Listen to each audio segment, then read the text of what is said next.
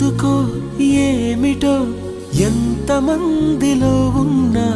నా యద నీ జతే కోరుతుందిగా ఒంటరి దారిలో నాకు తోడువైనావు ఎన్నడూ నీడగా వెంట ఉండవా అరే కలలే నిజమైనాయి కనులే ఒకటై కలిపేస్తూ నీ చేయి అడుగే చిందయ్యి